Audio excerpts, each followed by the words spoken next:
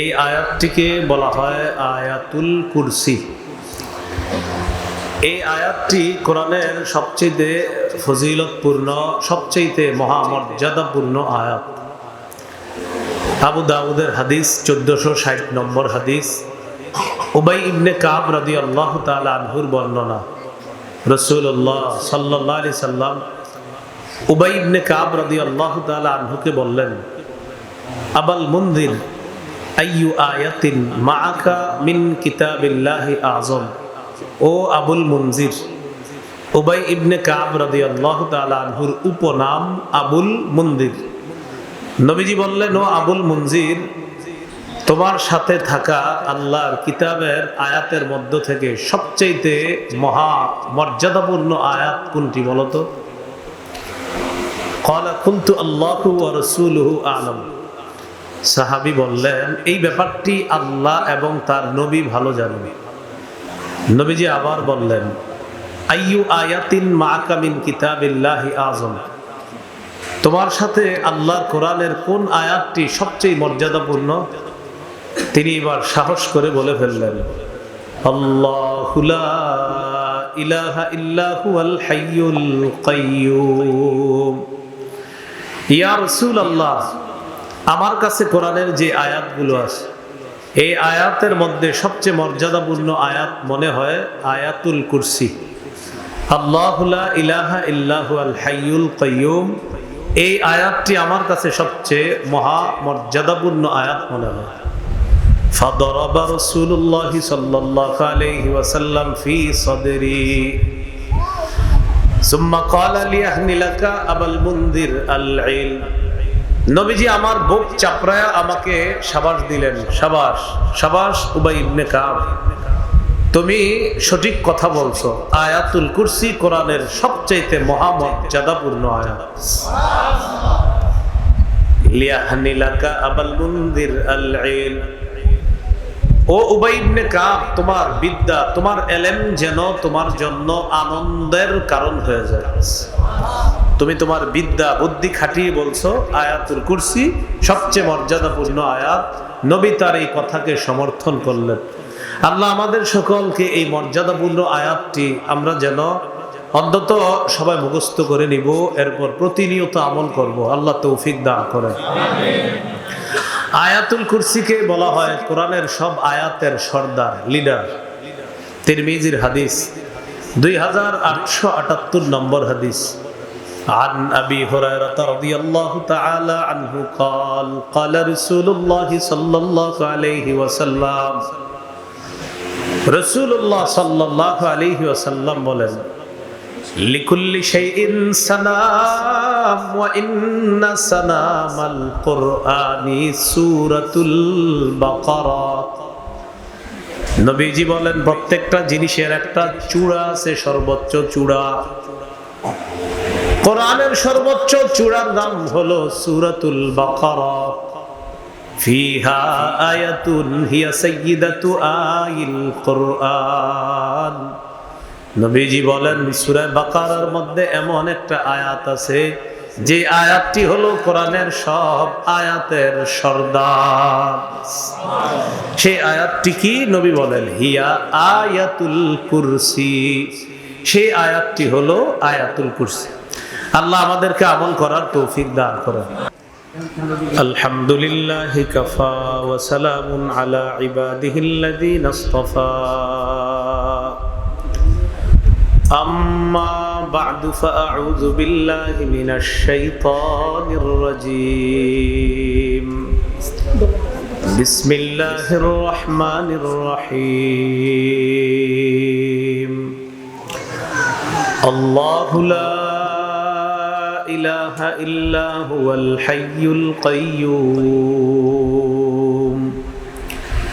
লা তাখুযুহু সিনাতু ওয়ালা নাওম লাহু মা ফিস সামাওয়াতি ওয়া মা ফিল আরদ মান যাল্লাযী ইয়াশফা'ু ইনদাহু ইল্লা বিইذনিহি يعلم ما بين أيديهم وما خلفهم ولا يحيطون بشيء من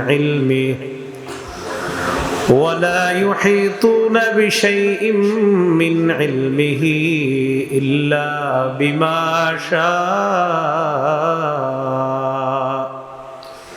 وسع كرسيه السماوات والأرض ولا يؤوده حفظهما وهو العلي العظيم اللهم صل على محمد وعلى آل محمد كما صليت على إبراهيم وعلى آل إبراهيم إنك حميد مجيد اللهم بارك على محمد وعلى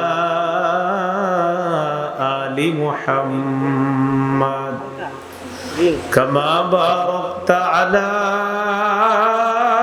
إبراهيم وعلى آل إبراهيم إنك حميد مجيد اللهم إني أعوذ بك من شر لساني ومن شر سمعي ومن شر بصري ومن شر مني নামাগেন্ডা কামালনগর ইসলামিয়া হাফিজিয়া মাদ্রাসা ও এতিমখানার উদ্যোগে 15তম বার্ষিক ওয়াজ ও দোয়ার মাহফিলে প্রধান অতিথি আলহাজ হাফেজ কারি হাবিবুর রহমান, পৃষ্ঠপোষক অত্র মাদ্রাসা, বাইতুল করার কেন্দ্রীয় জামে মসজিদ, সেনপাড়া, মিরপুর 10, ঢাকা।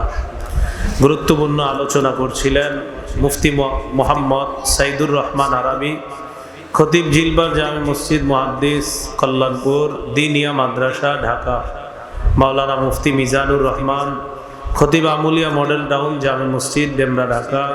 মুফতি মোহাম্মদ সাইফুল ইসলাম, ইমাম খতিব এস.এ. খালেক আবাসিক এলাকা, দারুসালাম, ঢাকা। মাওলানা নজির আহমদ, ইমাম খতিব নামাগেন্ডা দক্ষিণ পাড়া কেন্দ্রীয় জামে মসজিদ। সভাপতি আলহাজ মোহাম্মদ আব্দুল হালিম, বিশিষ্ট ব্যবসায়ী ও সমাজসেবক। কৃতজ্ঞতায় আলহাজ মাওলানা মোহাম্মদ সিদ্দিকুর রহমান, মুরব্বী অত্র মাদ্রাসা। মাহফিল উপস্থাপনায় হাফেজ আখতারুজ্জামান ইমু।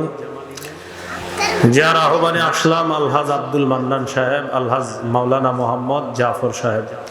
উপস্থিত হজরত উলামায়ে কেরাম,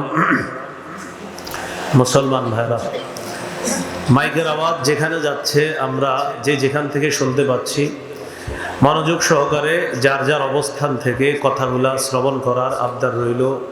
আল্লাহ আমাদের এখানে যাদেরকে উপস্থিত করেছেন সকলে বলি আলহামদুলিল্লাহ।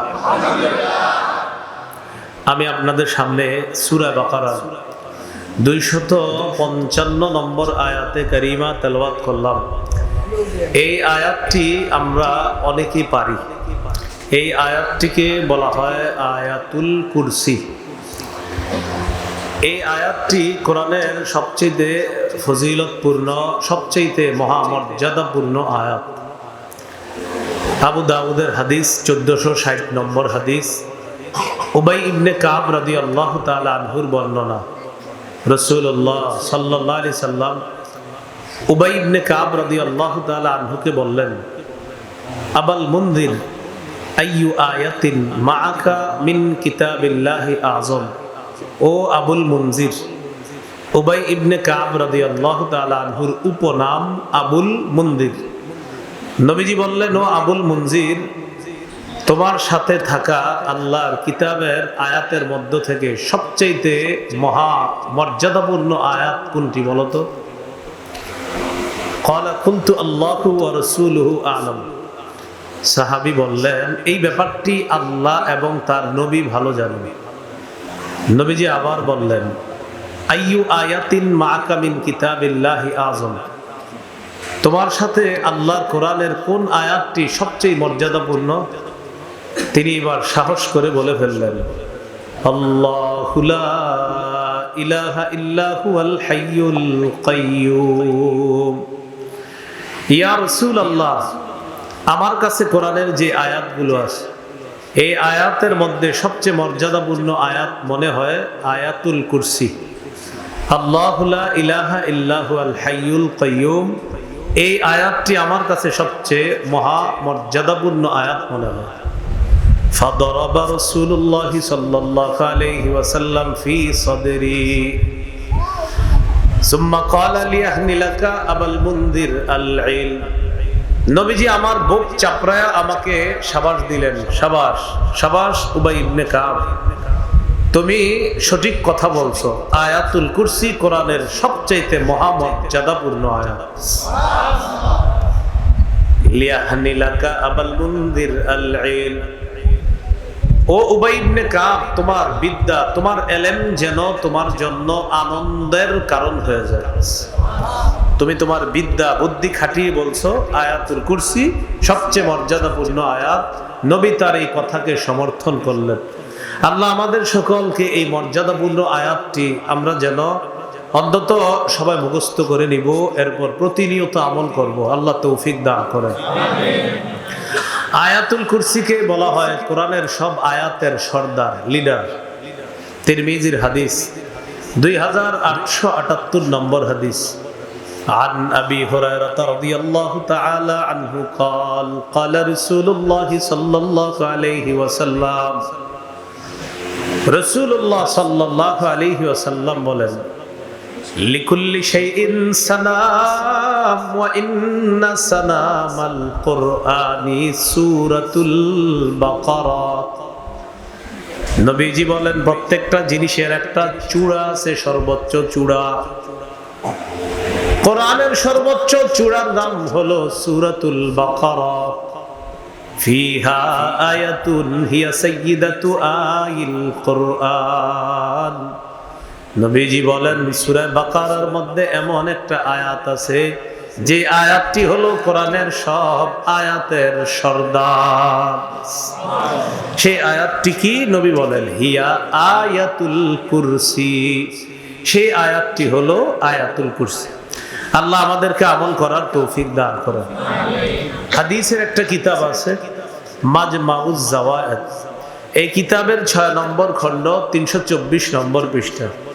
قال رسول الله صلى الله عليه وسلم والذي نفسي بيده إن لها لسانا وشفتين تقدس الملك عند ساق العرش। রাসূলুল্লাহ সাল্লাল্লাহু আলাইহি সাল্লাম বলেন আয়াতুল কুরসির একটা জিহ্বা আছে, আয়াতুল কুরসির 2টা ঠোঁট আছে। আয়াতুল কুরসির একটা জিহ্বা আছে, আয়াতুল কুরসির 2টি ঠোঁট আছে। আল্লাহর আরশের কাছে আয়াতুল কুরসি আল্লাহর পুত পবিত্রতা বর্ণনা করতেছে। আয়াতুল কুরসির জিহ্বা আছে, ঠোঁট আছে, আল্লাহর পবিত্রতা বর্ণনা করতেছে আরশে ঝুলে ঝুলে। আল্লাহ আমাদেরকে আমল করার তৌফিক দান করেন। এবার আয়াতুল কুরসিতে আমরা ঢুকে যাই। আল্লাহ বলেন আল্লাহু লা ইলাহা ইল্লা হুয়াল হাইয়ুল কাইয়্যুম। আল্লাহ বলেন আল্লাহ ছাড়া কোনো ইলাহ নাই। আল্লাহ তাআলা বলেন আল্লাহ লা ইলাহা ইল্লা হু, তিনি ছাড়া কোনো ইলাহ নাই। বলেন আমার সাথে লা ইলাহা ইল্লাহু, পড়েন তো। এই বাক্যটি হলো তাওহীদের বাক্য। আচ্ছা বলেন তো লা ইলাহা ইল্লাহু এই বাক্যটি কিসের বাক্য? বলেন একত্ববাদের বাক্য। এবার আমার সাথে বলেন আল্লাহর একত্ববাদের মৌলিক 4টি শর্ত আছে। আল্লাহর একত্ববাদের মৌলিক শর্ত কয়টি? লা ইলাহা ইল্লাহু, আল্লাহ ছাড়া কোনো ইলাহ নাই। 1 নম্বর শর্ত আল্লাহ ছাড়া কোনো ইলাহ নাই, এই কথাটা বিশ্বাস করে মৃত্যুবরণ করা। আল্লাহ ছাড়া কোনো ইলাহ নাই এই কথা বিশ্বাস করে মৃত্যুবরণ করা, এটা হলো 1 নম্বর শর্ত। আল্লাহ ছাড়া কোনো ইলাহ নাই এই বিশ্বাস নিয়ে মৃত্যুবরণ করা, এটা 1 নম্বর শর্ত তাওহীদের। সহিহ বুখারীর 26 নম্বর হাদিস।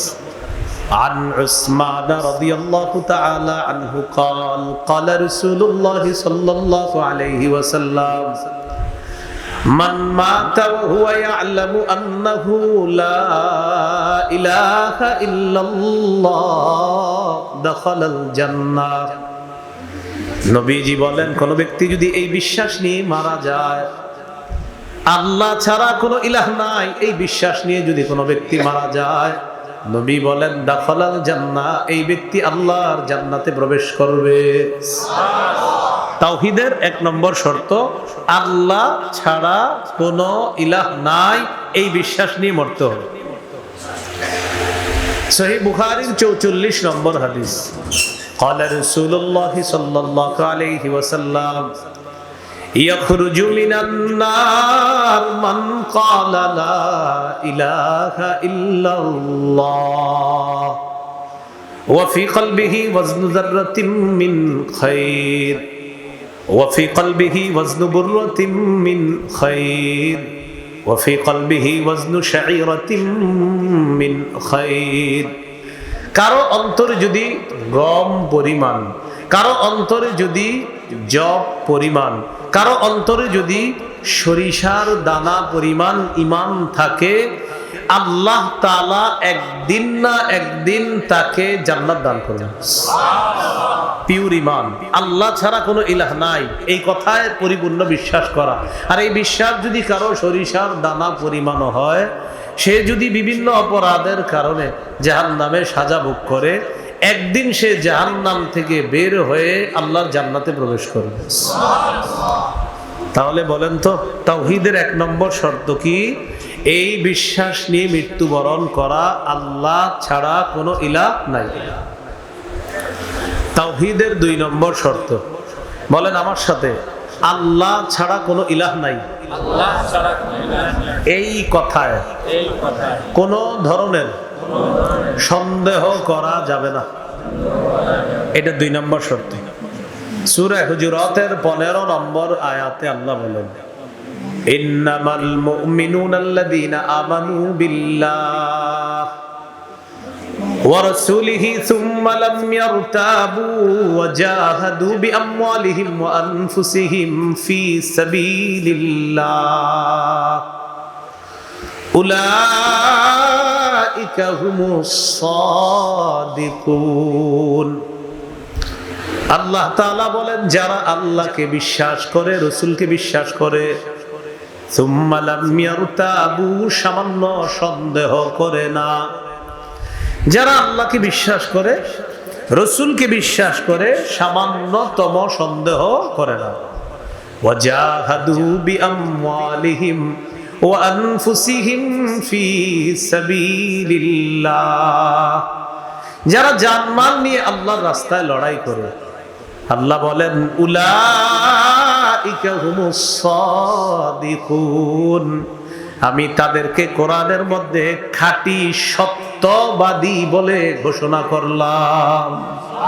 তারা খাঁটি সত্যবাদী, যারা আল্লাহকে বিশ্বাস করে, রাসূলকে বিশ্বাস করে, সামান্য সন্দেহ করে না, জানমাল নিয়ে আল্লাহর রাস্তায় লড়াই করে, তারা খাঁটি সত্যবাদী। আল্লাহ আমাদেরকে এরকম সন্দেহমুক্ত ঈমানওয়ালা মুমিন হওয়ার তৌফিক দান করেন। তাওহীদের 3 নম্বর শর্ত বলেন মুখে বলার পাশাপাশি অন্তরেও স্বীকার করা, বিশ্বাস করা। আমি মুখ দিয়ে বলতেছি লা ইলাহা ইল্লাল্লাহ, এটা আমি মুখ দিয়ে বললাম, আল্লাহ ছাড়া কোনো ইলাহ নাই মুখে স্বীকার করলাম, অন্তরেও বিশ্বাস করা। একসাথে মুখে বললাম লা ইলাহা ইল্লাল্লাহ, আল্লাহ ছাড়া কোনো ইলাহ নাই, অন্তরেও বিশ্বাস করা। একসাথে মুখে বলতেছি আল্লাহ ছাড়া কোনো ইলাহ নাই, অন্তরে এটা বিশ্বাস করতে হবে একসাথে।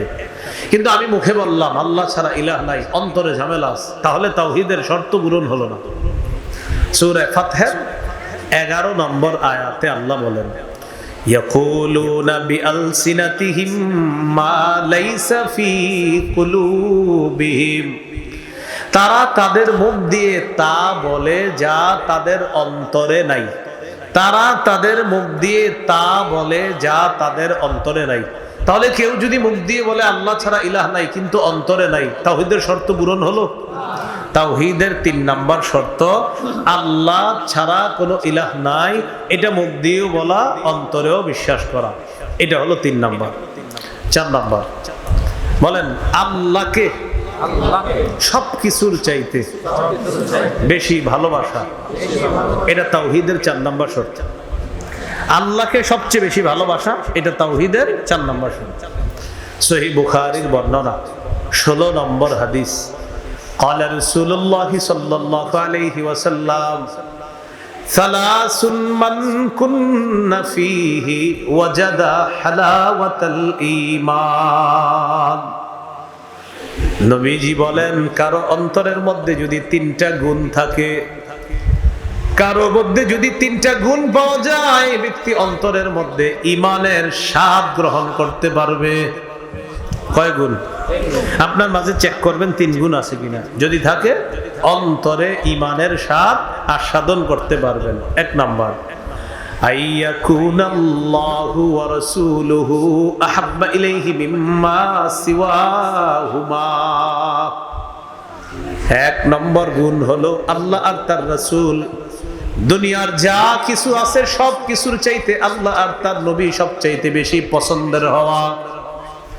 আল্লাহ আর রাসূল ছাড়া যা কিছু আছে সবার চাইতে আল্লাহকে বেশি ভালোবাসা, এরপর নবীকে বেশি ভালোবাসা। তা আপনি নিজেরই জিজ্ঞাসা করবেন আজকে, আমি কি আল্লাহকে আসলে বেশি ভালোবাসি কিনা, নিজেই বুঝবেন। 2 নাম্বার নবীকে সবচেয়ে বেশি ভালোবাসা আল্লাহর পরে, এটা 3 গুণের 1 গুণ। 2 নাম্বার গুণ ওয়া আইয়ুহিব্বাল মারআ লা ইউহিব্বুহু ইল্লা লিল্লাহ। কোন মুসলমানকে আল্লাহর জন্য ভালোবাসেন, আপনি কোন মুসলমানকে ভালোবাসেন, দেখবেন আসলে আল্লাহর জন্য ভালোবাসেন না কোনো স্বার্থে ভালোবাসেন, এটা নিজেই চেক করবেন। 3 নাম্বার ওয়া আইয়াকরাহা আইয়াউদা ফিল কুফরি কামা ইয়াকরাহু আইয়ুকযাফা ফিন নার। আগুনের মধ্যে পড়ে যাওয়া যেমন অপছন্দ, কুফরিতে ফিরে যাওয়া তেমন অপছন্দ। 1 কোটি টাকা আপনাকে দিয়ে বলা হলো তুমি আগুনের মধ্যে ঝাঁপ দাও, আগুনে পুড়ে যাও। আপনি চিন্তা করবেন অসম্ভব, আমি আগুনে যদি পুড়ে যাই 1 কোটি টাকার কি হবে আমার? পুড়ে গেলে তো শেষ হয়ে গেলাম। এই 1 কোটি দিলে যেমন আপনি আগুনে পুড়তে রাজি না, তেমনি যদি 1 কোটি টাকা দিয়ে বলা হয় তুমি কুফরি করো, তখনও আপনার বলতে হবে আমি কুফরিতে ফিরে যেতে রাজি না, কুফরি করতে আমি রাজি না। আগুনে পড়তে আমি যেমন রাজি না, কুফরি করতেও রাজি না। দুনিয়াতে আগুনে পড়তে আমি রাজি না, এটা দুনিয়ার আগুন। কুফরি করতে রাজি না, কারণ এটার কারণে হবে জাহান্নামের আগুন। আমি কোনো আগুনে পড়তে রাজি না। তো কুফরিতে আপনাকে কেউ 10 কোটি টাকা অফার করলো, তুমি কুফরি করো, আপনি চিন্তা করলেন করব কি করব না, কিন্তু আপনি সিদ্ধান্ত নিলেন না, এটা আমার কাছে পছন্দের না, এটা অপছন্দের। নবী বলেন আল্লাহ যদি বেশি পছন্দের হয়, নবী যদি বেশি পছন্দের হয়, কোন মানুষকে যদি আল্লাহর জন্য ভালোবাসো, কুফরিতে ফিরে যাওয়া যদি তোমার অপছন্দের হয়, অন্তরের মধ্যে ঈমানের স্বাদ গ্রহণ করতে পারবে। তাহলে আমাদের আলোচ্য বিষয় যদিও এই হাদিসের 1 অংশ, কোনটা? আল্লাহকে বেশি ভালোবাসা। তাহলে তাওহীদের কয় শর্ত? 1 নম্বর আল্লাহ ছাড়া ইলাহ নাই, এই বিশ্বাস নিয়ে মরা। 2 নাম্বার আল্লাহ ছাড়া কোনো ইলাহ নাই, মোটেই সন্দেহ করা যাবে না। 3 নাম্বার আল্লাহ ছাড়া ইলাহ নাই, মুখেও বলা, অন্তরে বিশ্বাস করা। 4 নাম্বার আল্লাহকে সবচেয়ে বেশি ভালোবাসা, এইভাবে মৃত্যুবরণ করা। এই হলো তাওহীদের 4 শর্ত। এটাই আল্লাহ আয়াতুল কুরসির শুরুতে বলে, আল্লাহু লা ইলাহা ইল্লাহু। আল্লাহ, তিনি ছাড়া কোনো ইলাহ নাই। এরপরে আল্লাহ বলেন আল হাইয়ুল কাইয়্যুম, তিনি চিরঞ্জীব, তার কোনো মৃত্যু নাই, মৃত্যু তাকে স্পর্শ করতে পারে না। সূরা আর রহমানের 26-27 নম্বর আয়াতে আল্লাহ বলেন কুল্লু মান আলাইহা ফান ওয়া ইয়াবকা ওয়াজহু রাব্বিকা যুল জালালি ওয়াল ইকরাম। এই পৃথিবীর যা কিছু আছে সব ধ্বংস হয়ে যাবে, মহামহিম সম্মানের অধিকারী শুধু আপনার রব বাকি থাকবে, আর সব শেষ হয়ে যাবে। আল হাই, আল্লাহ চিরঞ্জীব, মৃত্যু তাকে স্পর্শ করতে পারে না। এরপরে কি বলে? আল কাইয়ুম, তিনি চির প্রতিষ্ঠিত। আসমান জমিন যার যার অবস্থায় দাঁড়িয়ে আছে তার হুকুমে। আল্লাহ তাআলা সূরা রুমের 26 নম্বর আয়াতে বলেন, ওয়ামিন আয়াতিহি আন তাকুমাস সামাউ ওয়াল আরদু বিআমরি।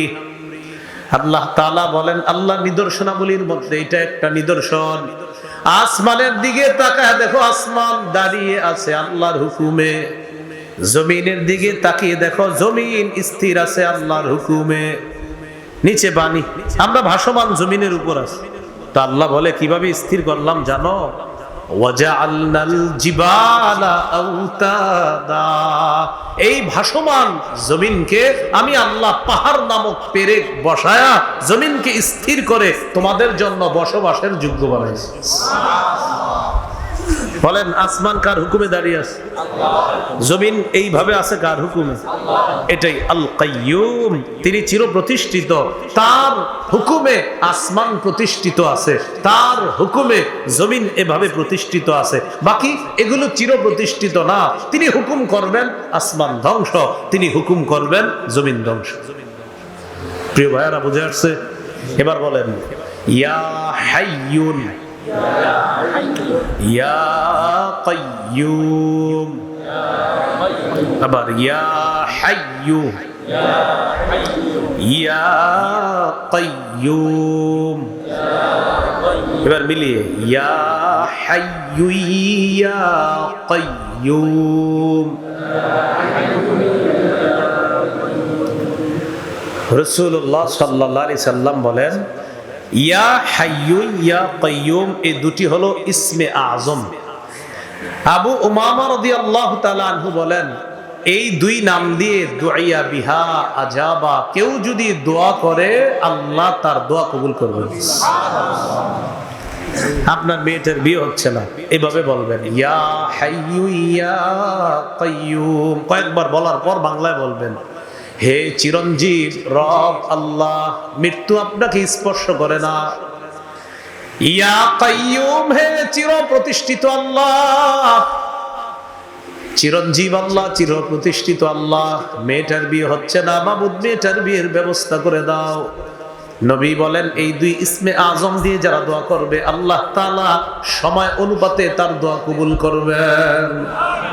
দোয়া করতে থাকবেন, আল্লাহ জানে কখন বিয়ে হলে আপনার মেয়েটার মঙ্গল হবে, ঠিক তখনই বিয়ের ব্যবস্থা করবে। দোকানে ব্যবসায় বরকত হচ্ছে না ইদানিং, বলবেন, ইয়া হাইয়ু ইয়া কাইয়ুম, ও চিরঞ্জীব রব আল্লাহ, ও চির প্রতিষ্ঠিত রব আল্লাহ, আমার দোকানে তো বরকত হচ্ছে না, আল্লাহ আপনি বরকত দিয়ে দেন। নবী বলেন, ইসমে আজম দিয়ে দোয়া করলে আল্লাহ দোয়া কবুল করবেন। হাইয়ুন কাইয়ুম পবিত্র কোরআনের কয়েকটি জায়গা আছে। সূরা বাকারার 255 নম্বর আয়াত, এই যেটা, আল্লাহু লা ইলাহা ইল্লা হুয়াল হাইয়ুল কাইয়ুম। সূরা আলী ইমরানের 2 নম্বর আয়াত, আলিফ লাম মিম, আল্লাহু লা ইলাহা ইল্লা হুয়াল হাইয়ুল কাইয়ুম। সূরা তাহা 111 নম্বর আয়াত, ওয়ানাতিল ওয়াজুহু লিল হাইয়িল কাইয়ুম। এই হাইয়ুন কাইয়ুম সূরা বাকারা 255 নম্বর আয়াতে আছে, সূরা আলী ইমরানের 2 নম্বর আয়াতে আছে, সূরা তাহার 111 নম্বর আয়াতে আছে। এই দুই নাম হলো ইসমে আজম। এই দুই নাম নিয়ে যদি কেউ দোয়া করে আল্লাহ তাআলা তার দোয়া কবুল করেন। দোয়া করব তো ইনশাআল্লাহ, আল্লাহ তৌফিক দান করেন। এই হলো আল হাইয়ুল কাইয়ুম। এরপরে চলি, লা তাখুযুহু সিনাতু ওয়ালা নাওম, তন্দ্রা তাকে স্পর্শ করে না, নিদ্রা তাকে স্পর্শ করে না। তন্দ্রা কাকে বলে? এই দেখেন, তন্দ্রা, ঘুম ঘুম, তন্দ্রা। ওয়ালা নাওম, নিদ্রা, বাস ঘুমাইছেন তো আর খবর নেই, নিদ্রা। লা তাখুযুহু সিনাতু ওয়ালা নাওম, তন্দ্রা তাকে স্পর্শ করে না, নিদ্রা তাকে স্পর্শ করে না। মানুষ একবার ভাবেন কত নাফরমানি করি আমরা থাকি ঘুমায়া, আল্লাহ আমাদেরকে দেখে। সুবহানাল্লাহ। আমরা ঘুমের মধ্যে আছি, রব কোনো ঘুম নাই, কোনো তন্দ্রা নাই, আমার আপনার যেন ক্ষতি না হয়, রব সব দেখতেছে। বান্দা ঘুমাও ঘুমাও, তুমি ঘুমাও, আল্লাহ আমাদের কত আরামের ব্যবস্থা করছে, অথচ রবকে কোনো তন্দ্রা স্পর্শ করে না, কোনো নিদ্রা স্পর্শ করে না। রব সার্বক্ষণিক আমাকে আপনাকে দেখতেছে, শুনতেছে, বুঝতেছে। রাসূলুল্লাহ সাল্লাল্লাহু আলাইহি সাল্লাম বলেন, ইন্নাল্লাহা লা ইয়ানাম ওয়া লা ইয়ানবাগি লাহু আইয়ানাম। নিশ্চয়ই আল্লাহ তাআলা ঘুমান না, ঘুম আল্লাহর শোভা পায় না। সুবহানাল্লাহ। নিশ্চয়ই আল্লাহ ঘুমান না, ঘুমিয়ে যাওয়াটা এটা আল্লাহর জন্য শোভা পায় না। তিনি ঘুমান না, ঘুমিয়ে যাওয়া তার শোভা পায় না। তন্দ্রা তাকে স্পর্শ করে না, নিদ্রা তাকে স্পর্শ করে না।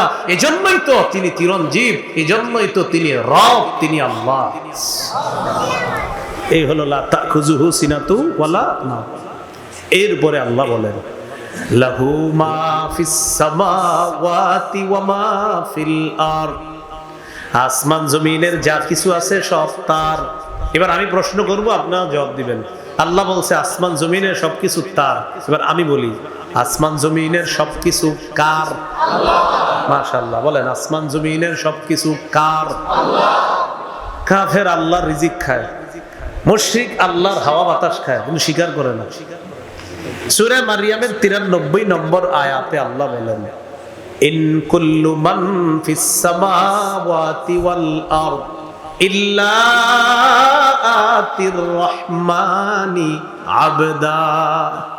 আসমান জমিনের যা কিছু আছে সবাই রহমানের কাছে দাস রূপে উপস্থিত হবে। সুবহানাল্লাহ। তাহলে আসমান জমিনের সবকিছু কার? আল্লাহ। এরপরে আল্লাহ বলেন, মান যাল্লাযী ইয়াশফাউ ইনদাহু ইল্লা বিইজনিহি। কি কথা দেখেন, তার অনুমতি ছাড়া কে আছে তার কাছে সুপারিশ করবে? কে আছে এমন যে আল্লাহর কাছে সুপারিশ করবে তার অনুমতি ছাড়া? আল্লাহ তাআলা বলেন, ওয়া কাম মিন মালাকিন ফিস সামাওয়াতি লা তুগনি শাফাআতুহুম শাইআ ইল্লা মিন বাদি আইয়াযানাল্লাহু লিমান ইয়াশাউ ওয়া ইয়ারদা। 27 পারা হাফিজি কোরআন মাজিদ 6 নম্বর পৃষ্ঠা, একদম শুরু আয়াতটা। আল্লাহ বলেন, আসমানের কত ফেরেশতা আছে, এই ফেরেশতাদের সুপারিশ কোনো কাজে আসবে না। তবে আল্লাহ তাআলা যার জন্য অনুমতি দেয়, যার প্রতি আল্লাহ খুশি হয়ে অনুমতি দেয়, তার সুপারিশ শুধুমাত্র কাজে আসবে। আল্লাহর অনুমতি ছাড়া সুপারিশ কোনো কাজে আসবে না। সহিহ বুখারীর বর্ণনা 4712 নম্বর হাদিস। কিয়ামতের ময়দানে সব মানুষ কঠিন বিপদের মধ্যে পড়বে। ঘাম হইতে হইতে কারো পা পরিমাণ, কারো হাঁটু পরিমাণ, কারো কোমর পরিমাণ, কারো কান পরিমাণ। হাদিসে আসছে এমন অবস্থা হবে, কারো কারো ঘাম 70 গজ পর্যন্ত ছড়িয়ে যাবে। ইউলজিমুহুল আরাকু ইলজামা, তার নাকটা ঘামের নিচে যাবে আর উঠবে, যাবে উঠবে, কানগুলা ঘামের নিচে যাবে উঠবে। কঠিন পেরেশানি। কি করবে? তখন তারা আপোষের মধ্যে কাউকে পাইতাম যে আমাদের পক্ষ হয়ে আল্লাহর কাছে আমাদের জন্য সুপারিশ করবে। তখন তারা আপোষের মধ্যে বলবে, চলো আমাদের আব্বা আদম নবীর কাছে যাই।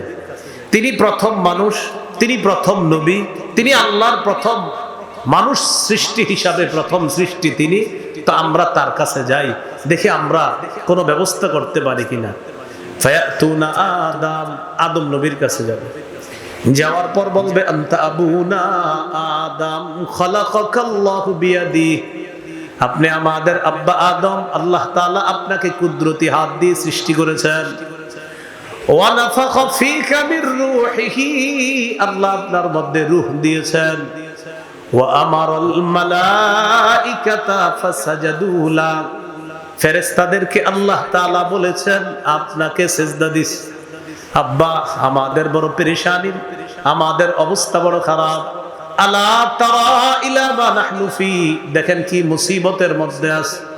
ইশফা লানা ইলা রাব্বিকা, আমাদের জন্য আপনি আপনার রবের কাছে সুপারিশ করেন। আদম নবী জবাব দিবে, আমি টেনশনে আছি।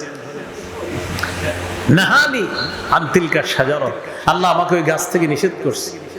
আমার দ্বারা এই নিষেধাজ্ঞা পালনে একটু অন্যরকম হয়েছে। কি বললাম বাংলাটা? বলেন নিসিয়ান হয়েছে। বলেন বাস এটাই বলেন। বলেন নিসিয়ান। বলেন নিসিয়ান হওয়া কোনো পাপ নয়। নিসিয়ান হওয়া অপরাধ নয়। নিসিয়ান আল্লাহ মাফ করে দিস। এজন্য আমরা বলি, বলেন সব নবীগণ নিষ্পাপ, মাসুম। আদম নবীও নিষ্পাপ। আদম নবীর জান্নাতে যে ঘটনাটি ঘটেছে, বলেন সেটা ছিল নিসিয়ান। আর বলেন নিসিয়ান যার দ্বারা হয় তাকে পাপী বলা হয় না। এজন্য আমরা বলি নবীগণ মাসুম, নবীগণ নিষ্পাপ। এজন্য বাংলাটা আমি কি বললাম? আল্লাহ আমাকে নিষেধ করছে, আমার দ্বারা অন্যরকম হয়ে গেছে। তো আদম আলাইহিস সালাতু ওয়াস সালাম বলবে, তোমরা এক কাজ করো, নূহ আলাইহিস সালাতু ওয়াস সালামের কাছে যাও। তিনি হলেন প্রথম রসুল দুনিয়ার। প্রথম রসুল মানি নূহ আলাইহিস সালাতু ওয়াস সালাম আসার আগে আল্লাহর একত্ববাদ ছিল। দুনিয়াতে শরীয়তের প্রয়োজনীয়তা তখনও ছিল না।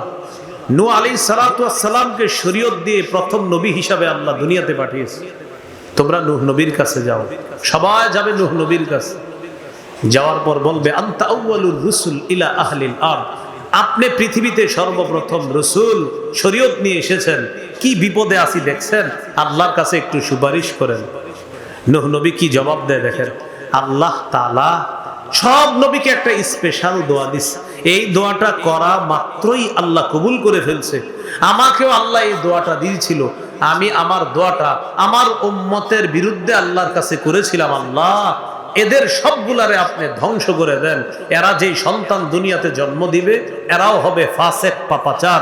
এদেরকে রাখাই দরকার নাই, সমূলে এদেরকে নির্বংশ করে দেন। আল্লাহ দুনিয়াতে পানি দিয়ে পুরা দুনিয়াবাসীকে আল্লাহ শেষ করে দিছে।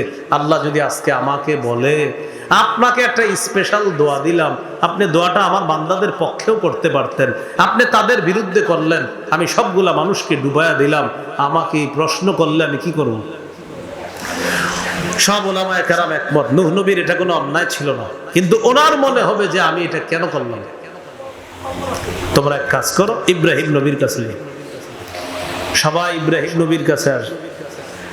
আসার পর বলবে, আপনি আমাদের জাতির পিতা, আমাদের নাম রাখছেন মুসলমান, আপনি খলিলুল্লাহ, আল্লাহ আপনাকে খলিল বানাইছে, আমাদের জন্য একটু সুপারিশ করেন।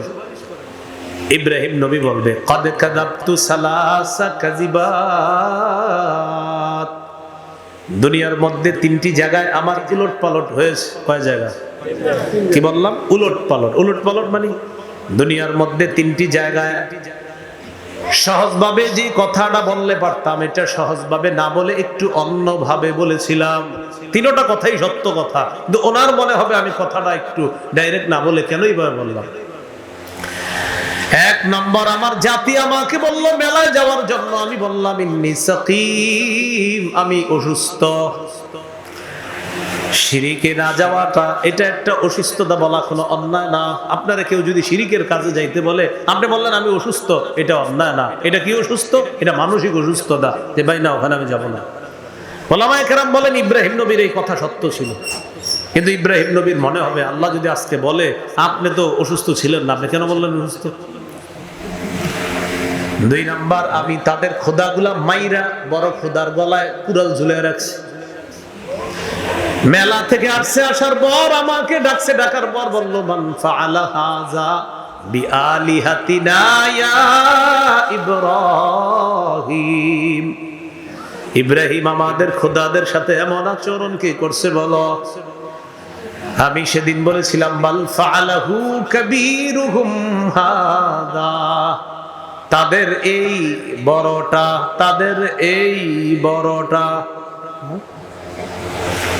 তাদের এই বড়টা, তাদের এই বড়টা মানে আমি, মূর্তির চেয়ে মানুষ বড়। তো ইব্রাহিম বলতেছে তাদের এই বড়টা, এরা বুঝছে ওটা ইব্রাহিম নবীর উদ্দেশ্য আমি। এটাকে বলা হয় কথা বিদ্যা। বলেন কি বিদ্যা? হ্যাঁ, আমাদের মাদ্রাসাগুলোতে এই ব্যাপারে 3টা কিতাব পড়ানো হয়, 4-5টা কিতাব পড়ানো হয় কথা বিদ্যা সম্পর্কে। তো ইব্রাহিম নবীর এই কথা বিদ্যা অনুযায়ী সঠিক ছিল, কিন্তু ইব্রাহিম নবী টেনশন, আল্লাহ যদি আমাকে বলে আপনি এমন কথা কেন বললেন, যেই কথা তারা বুঝছে ওইটা আপনি বুঝছেন আরেকটা। 3 নাম্বার, মিশরের উপর দিয়ে আমি আমার বিবিকে নিয়ে রওনা করলাম। মিশরের তৎকালীন বাদশার নাম হলো সিনান ইবনে ইলওয়ান। ওই বাদশার চরিত্র বড় খারাপ। সুন্দরী কোন রমণীর কথা জানতে পাইলে বাদশা তার খারাপ চরিত্র তার সামনে প্রকাশ করে। আমার বিবি সারাকে যখন বাদশার সামনে নেওয়া হয়, আমি সারাকে বললাম, সারা তুমি যখন বাদশার সামনে যাইবা, যদি জিজ্ঞাসা করে তুমি আমার কি হও, বলবা তুমি আমার বোন হও, বিবি হও, এটা বলবা না। কি হও? বোন। কিভাবে বোন? আমি আদমের ছেলে ইব্রাহিম, তুমি আদমের মেয়ে সারা, এই হিসাবে ভাই বোন। কারো বিবিকে অন্যের কুচরিত্র, অন্যের খারাপ কলুষতা থেকে বাঁচানোর জন্য তার স্ত্রীকে ওই মুহূর্তে বোন বলা, এটা কোনো দোষণীয় না, এটা কোনো অপরাধ না। তো ইব্রাহিম নবীর টেনশন, আল্লাহ যদি বলে আপনি বউরে কেন বোন বলছেন, আমি কি বলবো? তোমরা এক কাজ করো, মুসা নবীর কাছে যাও, উনি আল্লাহর সাথে দুনিয়াতে অনেক কথা বলছে, আজকে তোমরা তার কাছে যাও। ফায়াতুনা মুসা, সবাই মুসা নবীর কাছে আসবে, বলবে আল্লাহ তাআলা আপনার সাথে কথা বলতেন, দুনিয়াতে আপনি আল্লাহর সাথে কথা বলতেন, আল্লাহ আপনাকে রিসালাতের জন্য নির্বাচন করেছেন, আজকে একটু আমাদের পক্ষ হয়ে কথা বলেন। মুসা আলাইহিস সালাম বলবে দুনিয়াতে একজনকে ঘুষি মারছি, মরে গেছে, আল্লাহ তাআলা মাফও করে দিছে, কিন্তু আজকে যদি বলে আপনি ঘুষিটা মারলেন কেন, এমন ঘুষি কেন মারলেন যে মানুষ মরে যায়? তোমরা ঈসা নবীর কাছে যাও, আল্লাহ তাকে কুদরতি ভাবে সৃষ্টি করছে। সবাই ঈসা নবীর কাছে যাবে, যাওয়ার পর বলবে আপনি হলেন রূহুল্লাহ, আল্লাহর রূহ, আল্লাহ তাআলা আপনাকে কুদরতি ভাবে সৃষ্টি করেছে, বাবা ছাড়া আমাদের পক্ষ একটু সুপারিশ করেন। ঈসা নবী বলবে কোথাও গিয়ে লাভ নাই, আমার সাথে চলো, একজনের কাছে নিয়ে যাই। আমাদের নবী বলেন ফায়াতুনি, সবাই একসাথে আমার কাছে আসবে। তো নবীজি বলেন আমার কাছে আসার পর আমি সবাইকে নিয়ে রওনা করি, আরশের নিচে যাব, যাওয়ার পর আকাউ সাজিদান লিরাব্বি, আল্লাহর দরবারে সিজদায় পড়ে যাব। আল্লাহ তাআলা বলবেন ইরফা রাসাক, হাবিব আপনি মাথা উঠান। 2 নাম্বার কুল তুসমা, আপনি বলেন আপনার কথা শোনা হবে। 3 নাম্বার সাল তুতা, চান যা চান তাই দেওয়া হবে। 4 নাম্বার অশফা তুশাফা, সুপারিশ করেন, মঞ্জুর করা হবে। নবী তখন উঠা বলবে আল্লাহ বিচার ব্যবস্থা শুরু করেন, মানুষের মাঝে বিচার করেন। এই হলো নবীর সুপারিশে সর্বপ্রথম বিচার শুরু হবে। মানদাল্লাযী ইয়াশফাউ ইনদাহু ইল্লা বিইজনিহি, কে আছে আল্লাহর কাছে সুপারিশ করবে আল্লাহর হুকুম ছাড়া? আমাদের নবীকেও আল্লাহ হুকুম করবে, এরপর নবী সুপারিশ করবে। নবীকে আল্লাহ সিজদা অবস্থায় 4টি কথা বলবে, 4টি হুকুম। ইরফা রাসাক, মাথা উঠান। 2 নাম্বার হুকুম কুল তুসমা, বলেন শোনা হবে। 3 নাম্বার সাল, চান তুতা, দেওয়া হবে। 4 নাম্বার ইশফা, সুপারিশ করেন, তুশাফা, গ্রহণ করা হবে। এটাই হলো মানজাল্লাযী ইয়াশফাউ ইনদাহু ইল্লা বিইজনি, কে আছে আল্লাহর কাছে সুপারিশ করবে তার অনুমতি ছাড়া? তো সর্বপ্রথম আল্লাহর অনুমতি নিয়ে আমাদের নবী সুপারিশ করবে। ইয়ালামু মা বাইনা আইদিহিম ওয়া মা খালফাহুম, তাদের আগে পরের সব কিছু জানেন কে? আল্লাহ। আমাদের সব জানেন কে? আল্লাহ। গতকালকে কি করেছি জানেন কে? আল্লাহ। আজকে সারাদিন যা করলাম কে জানেন? আগামীকাল যা করব কে জানেন? আগামী 5 বছর পর থাকবো নাকি কবরে থাকবো কে জানেন? আগামীকাল থাকবো নাকি থাকবো না কে জানেন? সব আল্লাহ জানেন। 5 মিনিট পর কি হবে না হবে কে জানেন? আমার এই কথার পরে কি হবে এটা কে জানেন? মাশাআল্লাহ। এই টাকার আবার দিকে আমি আপনাদের সামনে কথা বলতেছি, আল্লাহ বলেন আমি এটা জানি, শুনি যে তুমি কথা বলো, আমি মুখ বন্ধ করে রাখছি, আস্তে আস্তে বলতেছি আল্লাহ আল্লাহ আল্লাহ। আল্লাহ বলে এটাও জানি, শুনি। আমি মুখ বন্ধ করে, ঠোঁট বন্ধ করে মুখের ভিতরে বলতেছি এভাবে, আল্লাহ মুখের ভিতরে উচ্চারণ করলাম। আল্লাহ বলেন এটাও জানি, এটাও শুনি। আমি মুখ বন্ধ রাখছি, মুখে উচ্চারণ করি, শুধু মনে মনে আনলাম, আমার রব কত মহান, মনে মনে আনছি। আল্লাহ বলেন এটাও জানি শুনি। সব জানেন কে? ইয়ালামু মা বাইনা আইদিহিম ওয়া মা খালফাহুম ওয়ালা ইউহিতুনা বিশাইইম মিন ইলমিহি ইল্লা বিমা শাআ। বলেন সবাই আমার সাথে বলেন, তারা মানুষেরা আল্লাহর এলেম ধারণ করতে পারে না, শুধু ততটুকু পারে যতটুকু আল্লাহ চায়। তাহলে আমি প্রশ্ন করব, আপনারা উত্তর দিবেন। মানুষ আমরা সবাই মিলেও আল্লাহর এলেম ধারণ করতে পারবো না, শুধু ততটুকু পারবো যতটুকু কে চায়। সহিহ বুখারীর 122 নম্বর হাদিস। মুসা আলাইহিস সালাতু ওয়াস সালাম খজির, মানে যাকে আপনারা চিনেন খিজির নামে, কি নামে? তাফসিরে জালালাইনে আসছে তাকে খিজির বলা জায়েজ আছে। খিজির খজির উভয়টা যায়। আর বুখারীতে আসছে তার নাম খজির, আর জালালাইনে আছে তার নাম খিজির। তো মুসা, আমি আর কি খজিরটা বলি, আমার কাছে খজিরটা বেশি বিশুদ্ধ মনে হয়। মানে খিজিরও ঠিক আছে, কিন্তু আপনারা ঠিক আছে, আপনারা খিজির বলেন, আমি খজির বলি। মুসা আলাইহিস সালাতু ওয়াস সালাম খজির তাকে বললেন, হাল আত্তাবিউক আলা আন তুআল্লিমানি মিম্মা উল্লিমতা রুশদা। আচ্ছা, আল্লাহ আপনাকে যে বিদ্যা দিছে, এই বিদ্যা গ্রহণ করার জন্য আমি মুসা কি আপনার অনুসরণ করতে পারি? খজির বললেন, লান তাস্তাতিআ মাইয়া সাবরা, না পারেন না, আপনি আমার সাথে ধৈর্য ধরতে পারবেন না, আপনি কি বিদ্যা নেবেন? মুসা নবী বললেন, কেন? এই কথাটা গুরুত্বপূর্ণ, দেখেন কি বলে। খজির বললেন, ইন্নী আলা ইলমিন মিনাল্লাহ আল্লামানি লা তা'লামুহু আনতা ওয়া ইন্নাকা আলা ইলমিন মিনাল্লাহ আল্লামাকাহু লা আ'লামুহু আনা। আমি আল্লাহর পক্ষ থেকে এমন কিছু বিদ্যা জানি যা আপনি জানেন না, আর আপনি আল্লাহর থেকে এমন কিছু বিদ্যা জানেন যা আমি জানি না। আপনারটা হলো শরীয়তের বিদ্যা, আর আমার বিদ্যাটা এটা শরীয়তের বিদ্যা না, এটা আল্লাহ প্রদত্ত আলাদা একটা বিদ্যা। যেই বিদ্যা আপনি প্রথমে চোখে দেখলে মনে হবে এটা কোনো কথা, কিন্তু আপনি এটা বুঝবেন না, এটা আপনার মনে হবে।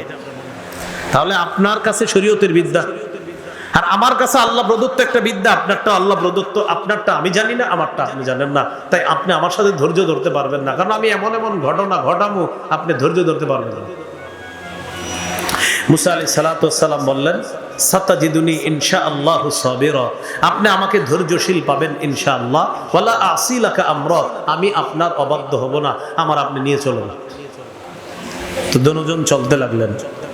ফাজাআলা ইয়ামশিয়ানি আলা সাহিলিল বাহ, সমুদ্রের পাড় দিয়ে চলতে লাগলেন। হঠাৎ যাইতে যাইতে নৌকায় উঠবে, এক জায়গায় যাওয়ার পর নৌকাওয়ালাকে ডাক দে, ও নৌকাওয়ালা ভাই, আমাদেরকে উঠা নাও। নৌকার মাঝির সাথে কথা বললেন খজির। ফাউরিফাল খাজির, মাঝি খজিরকে চিনে ফেলছে, যে উনি তো নদীর আশেপাশেই থাকে, চিনে ফেলছে। ফাহামালুহুমা বিলা নাউলিন, ভাড়া ছাড়া উঠাইছে। কি ছাড়া? দুজনের কাছে ভাড়া নাই, মুসা নবীর কাছেও নাই, খজিরের কাছেও নাই, দুজনে ভাড়া ছাড়া নৌকা উঠেছে। তো খায়ের এই আলোচনা আমাদের উচ্চ বিষয় না, এটা আমার লম্বা আলোচনা, আলাদা বিষয়টা। তো ভাড়া ছাড়া উঠানোর পর যেই কথাটা আমার বলা উদ্দেশ্য, নৌকায় উঠছে। ফাজাআ উসফুরুন, একটা চড়ুই পাখি আসছে। প্রিয় ভাইয়েরা, কি পাখি? চড়ুই পাখি আসার পর নাকারা নাকারাতান আও নাকারাতাইন, চড়ুই পাখি সমুদ্রের মধ্যে মুখ দিছে। এইভাবে মুখ দিছে, মুখ দেওয়ার পর চড়ুই পাখির মুখ উঠাইছে। বলেন তো আপনারা, আধা কেজি বা 1 পা পানি আসছে মুখে, তাহলে এভাবে দেখান কুদ্রু। খজির মুসা নবীকে বললেন, চড়ুই পাখির মুখে যতটুকু পানি, সমুদ্রের যেমন কোনো ক্ষতি হয় নাই, কমে নাই। চড়ুই পাখির মুখের পানিটা আমার আপনার বিদ্যা হলো এটা, আর গোটা সমুদ্র পরিমাণ বিদ্যা এটা হলো আল্লাহ। মুসা নবী আর খজির তাদের বিদ্যা এটা। তা আমরা এই যুগে যারা বিদ্যা শিখি, এই যুগে যারা আমরা বিদ্যা শিখি, আমাদের ভাব সাবের শেষ থাকে না, অথচ আমাদের বিদ্যা কতটুকু।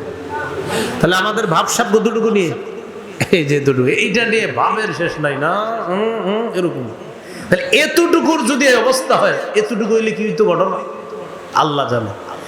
তো আল্লাহ নবী মুসা নবীকে খজির বলতেছে আমার আপনার বিদ্যা এই যে চড়ুই পাখি সমুদ্র থেকে মুখ তুললো তার যতটুকু পানি ঠোঁটে আসছে এতটুকু হলো আমার আপনার, এতেই আমাদের কত বিদ্যা, শরীয়তের কত বিদ্যা আল্লাহ আপনারে দিছে। কিন্তু আল্লাহর বিদ্যার কাছে ওই চড়ুই পাখির ঠোঁটের পানি, আর আমাদের তুলনায় আল্লাহর বিদ্যা হলো মহাসমুদ্র।